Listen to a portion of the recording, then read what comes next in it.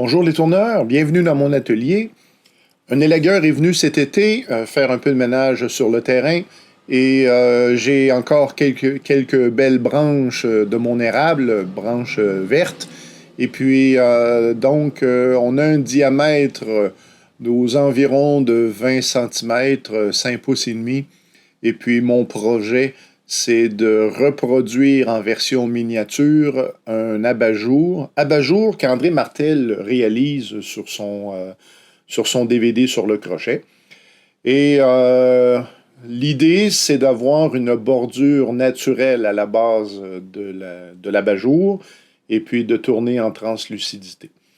Là, ce que vous me voyez faire à l'écran, c'est que j'essaye de percer quelques mystères pour pouvoir conserver l'écorce. On doit s'ajuster au mieux possible et pour dire la vérité, j'y suis pas arrivé. On essaie que la face soit plate, on essaie de conserver, on essaie d'être au milieu pour que la bordure soit égale. Et voilà ce que vous me voyez être en train de faire. La question qui se pose, c'est André Martel, lorsqu'il fait le projet sur son DVD, peut-être que justement, il y a eu 1000 précautions pour le taillage de la bûche, et moi, dans le fond, il y a quelques secrets qui me manquent. Néanmoins, la recette, elle est la même. Et là, ce que vous voyez côté contrepointe, c'est le bas de l'abat-jour, et ce qui est côté tête du tour à bois, c'est ce qui sera le haut. Donc, j'essaie de balancer, j'essaie de vérifier que mon écorce est égale partout, et puis on passe à l'étape suivante. L'étape suivante, c'est de faire un tenon à la base de l'abat-jour, et puis un petit rappel, dans mon cas, un bois vert se tourne avec les mâchoires one-way, crantées, parce que le bois vert est un bois qui est un peu spongieux. Alors, les mâchoires crantées permettent justement une très, très bonne prise. Et donc, je suis en train de faire le tenon de la bonne dimension et enfin égaliser le fond du tenon pour que tout ça tienne bien en place. Étape suivante. Donc, j'ai mis ma pièce au mandrin. Et puis, je suis en train de vous montrer ce à quoi va ressembler l'abat-jour. Et puis, on est comme ça, c'est que mon abat-jour va être. Donc, le côté contrepointe, maintenant, devient le haut de mon abat-jour. L'écorce ici est sans conséquence. Et là, il s'agit donc de donner la forme et de préparer la courbure, si on veut, de l'abat-jour et tout ça. Là, c'est la partie plein de copeaux, c'est très agréable. Tel que mentionné dans ma dernière vidéo, je travaille avec un affûtage et un polissage de la gouge. Et puis, c'est un réel plaisir que de voir les copeaux s'envoler sous nos yeux. Ça tranche très bien. Et pour dire la vérité, je suis en train littéralement de m'enterrer dans les copeaux dans mon atelier. Il va falloir que je procède à de l'élimination très prochainement.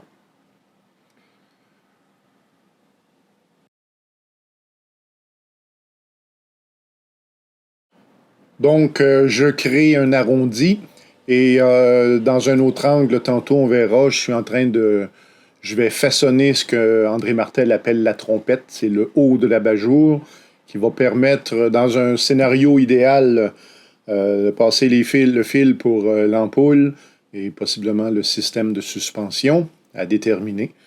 Et puis, je fais des copeaux.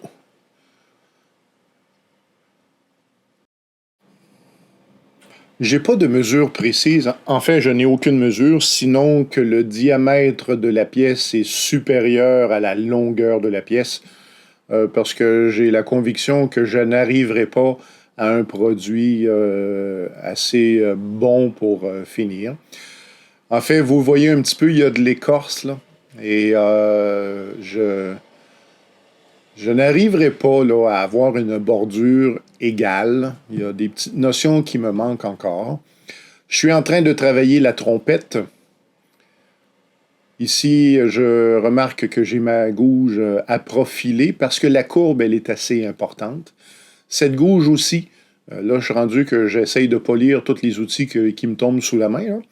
Et je dois avouer que ça aussi, ça fait une différence dans la gouge à profiler. Et puis, ça donne des copeaux très fins, bien agréables. Et la trompette, on va voir plus en détail après, c'est cette partie qui ressemble à un tenon. Elle n'est pas encore de la bonne dimension, on va travailler ça. Donc, la trompette, c'est ça.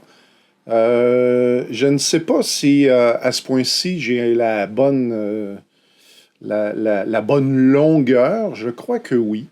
Et en suivant la recette de Martel, d'André, ce que je vais faire maintenant, c'est que je vais créer un petit arrondi.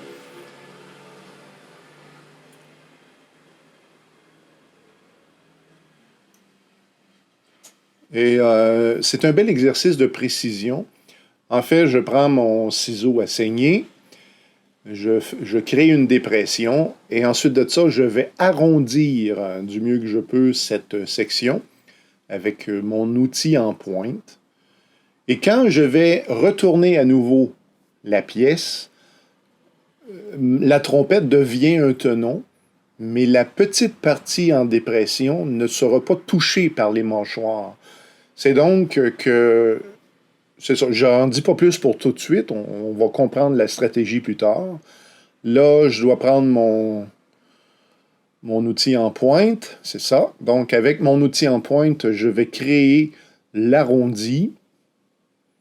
Et mon arrondi ne sera pas touché par les mâchoires lorsque je serai pris en tenon. C'est ça que je voulais dire. Maintenant que ma trompette a le bon diamètre et la forme voulue, je commence à creuser dans la trompette. En théorie, un fil électrique passerait par là. Et l'idée, c'est que quand je vais retourner à nouveau la pièce, je vais aller rejoindre l'ouverture. En réalité, un abat-jour, comme je suis en train de le tourner, comme André aussi le fait, c'est une bûche dont le cœur a été enlevé, si on veut. Et puis, voilà. La coupe que vous me voyez faire, ça aussi, c'est une chose que je pratique parce que André le fait dans son DVD. Donc, c'est ce que lui appelle la coupe en l'air.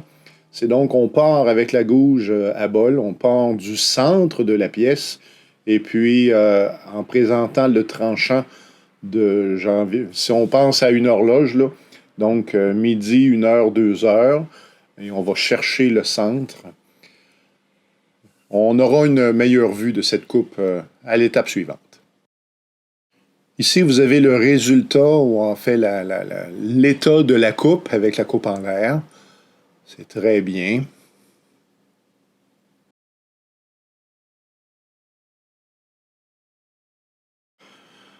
Donc, avant d'utiliser le crochet, je pratique la coupe en l'air et j'attire votre attention sur ma façon de tenir la gouge. Parce que on ne réussit pas cette coupe-là du premier coup.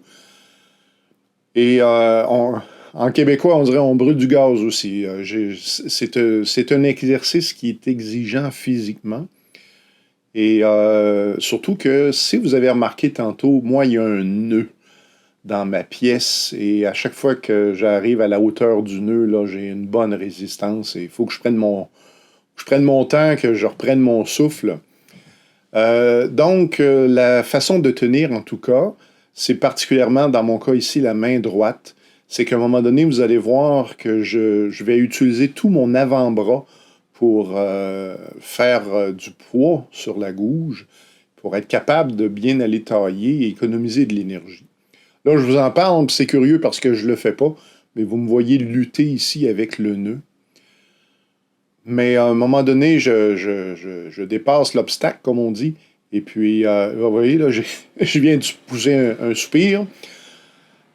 Et puis, à un moment donné, on se place. J'essaye de pratiquer, de me détendre quand je tourne. de relâcher un peu les muscles, de relâcher, de ne pas être crispé.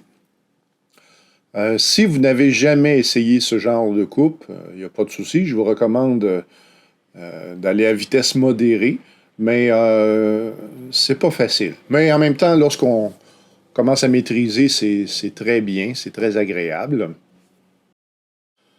Donc, à partir d'ici, je tiens ma gouge comme il le faudrait. Et là, vous voyez les copeaux s'éjecter de la bonne façon. C'est le but recherché. Mais comme je suis crispé sur mon manche, c'est énergivore. Mais en même temps, le nœud, il me joue des tours. Il faut que je compose avec ma, ma, ma fatigue. Je vais zoomer dans l'image pour essayer de vous donner la meilleure vision possible du tranchant. J'essaye ça. Voilà. Alors, ça ressemble à ça, la coupe en l'air. S'il n'y avait pas de nœud, ça irait mieux. Et en passant, ma gouge commence à avoir de l'âge, c'est-à-dire qu'il ne me reste plus beaucoup de vie dans la gouge. J'en ai passé pas mal. Et puis, évidemment, encore une fois, un affûtage le mieux possible. Je cherche le centre. Je me déplace.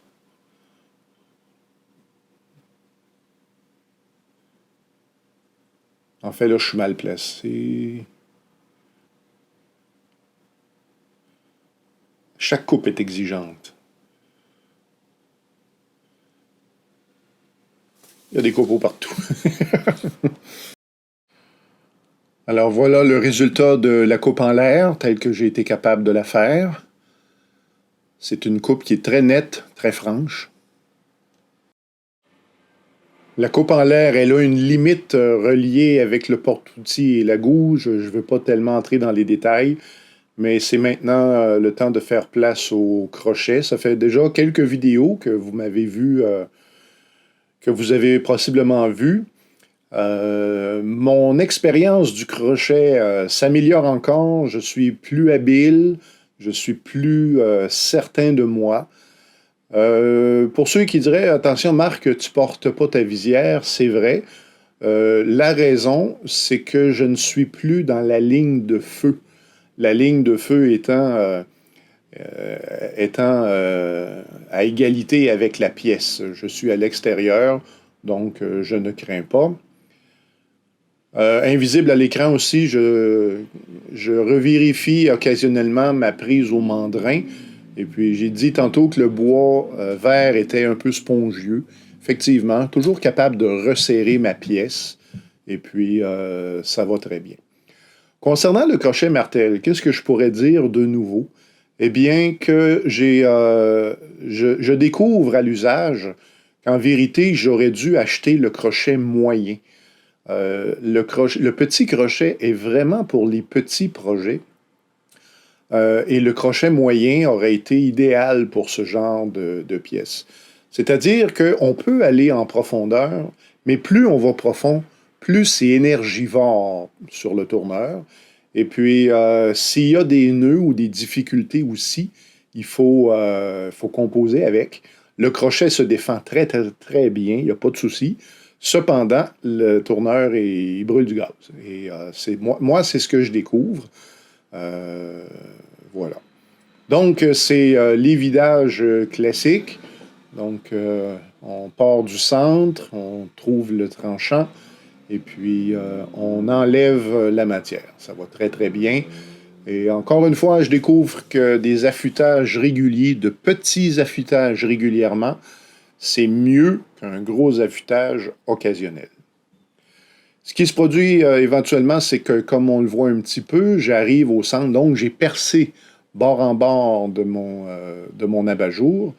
Puis là, le monde idéal, ce serait un porte-outils avec buté, ce serait le crochet moyen, pour être capable d'aller enlever la matière qui est au fond de mon abat-jour. Là, je suis en position de difficulté. C'est dur d'aller enlever ce qui est loin, sans buter. Et dans quelques temps, là, je me promets d'aller voir André, de m'équiper avec le crochet à buter et tout. Et on aura l'occasion d'en reparler. Étape suivante. Je me permets de vous présenter mon plus récent apprentissage. C'est d'utiliser les angles que me permettent le crochet. Malheureusement, c'est déjà passé, mais vous m'avez vu mettre le crochet sur le côté pour aller chercher de la matière. Puis, je suppose que je vais recommencer. Là, voilà, ça, là, c'est le crochet, c'est des angles possibles. Et ensuite de ça, on n'a qu'à tirer. Et dans le fond, selon le tranchant qu'on présente, ben, les copeaux s'en viennent. Ça, là, c'est mon plus récent apprentissage. Et si j'avais une butée, je pourrais être meilleur parce que la butée me sert justement d'appui, alors que là, il faut que c'est mes mains là, et mon corps qui tiennent le crochet pour l'envoyer là où je veux, avec la profondeur que je veux.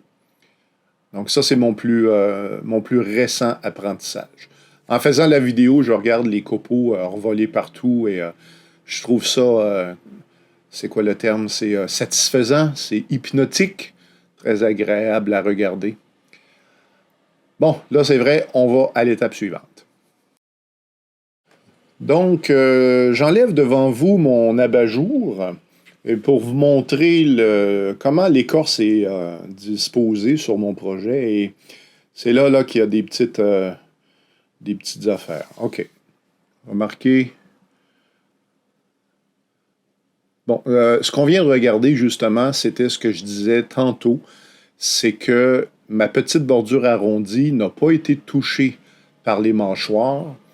Mais là, la dernière étape, qui consiste à amincir l'abat-jour au plus près pour arriver à la translucidité, eh bien là, la partie qui était tenue au tenon devient libre, en fait, devient à découvert pour que je puisse couper dedans. Et mon petit anneau arrondi que j'ai fait, c'est lui seul qui tient la pièce. Et puis, comme les mâchoires sont crantées, eh bien, ce que ça fait, c'est que mon petit arrondi ne sera pas marqué. Ça fait trois abat-jours que je fais. Et les 3 fois, ça a donné ce résultat-là. Là, ici, ce que je suis en train de faire, c'est d'essayer de centrer au mieux mon abat-jour. Et puis, ça semble pas marcher du premier coup. Mais ça va y aller. Un projet d'abat-jour en bois vert, ce qui est vraiment intéressant, c'est que premièrement, on a l'occasion de faire des copeaux comme jamais. Des copeaux par l'intérieur, à l'intérieur, des copeaux par l'extérieur.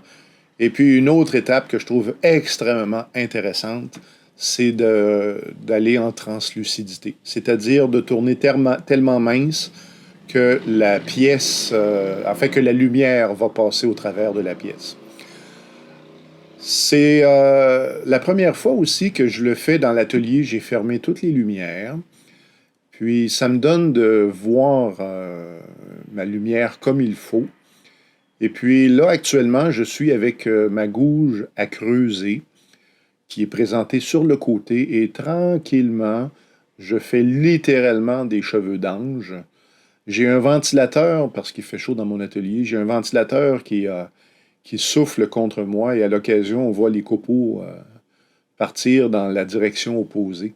C'est très, très, très, très agréable.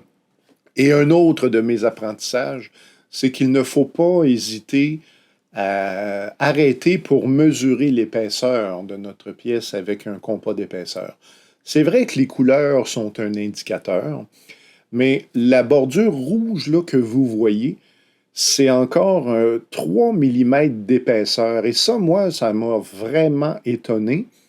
Quand on commence à voir le jaune, évidemment, c'est plus mince, mais jamais j'aurais pensé que rouge, on était à 3 mm. C'est énorme. Et donc, en mesurant souvent, on prend aussi un petit peu plus d'assurance, c'est-à-dire que 3 mm, c'est quand même de la matière, là. Et puis, voilà.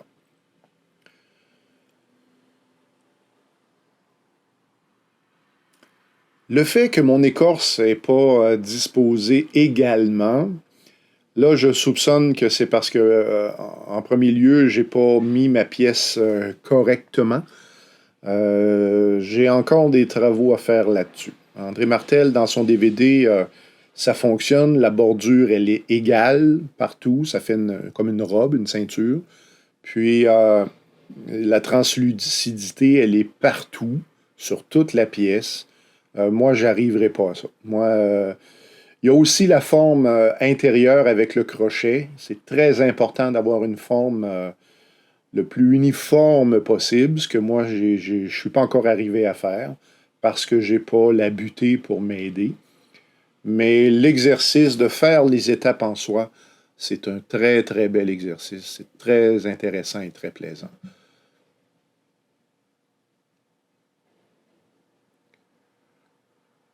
On le voit que c'est pas égal ma translucidité. J'ai comme une lumière, un abat-jour disco, là. C'est étonnant. On voit pas beaucoup sur le compas d'épaisseur, mais euh, sans dire qu'on peut y aller franchement, c'est pas l'idée. Mais c'est pas si difficile que ça. Le secret étant, on prend son temps et un outil bien affûté. Alors ça, c'est le résultat de ce que j'ai été capable de faire.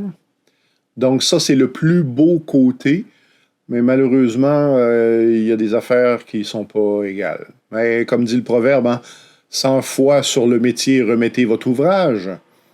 Mais comme c'est le fun comme projet.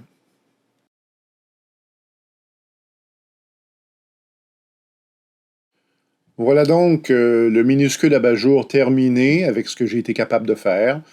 Donc, une bordure naturelle, il y a quelque chose qui manque un peu, un petit avarie en cours de route, une translucidité assez bien réussie pour ce que j'ai été capable de faire. Et puis, le séchage de cette pièce, c'est à l'air libre, naturel. Et puis, je suis heureux d'annoncer qu'il n'y a eu aucun craquage. La pièce est restée telle qu'elle. Voilà. Alors, si je vous ai été utile, faites-moi signe, j'apprécie toujours et au plaisir de se revoir une prochaine fois.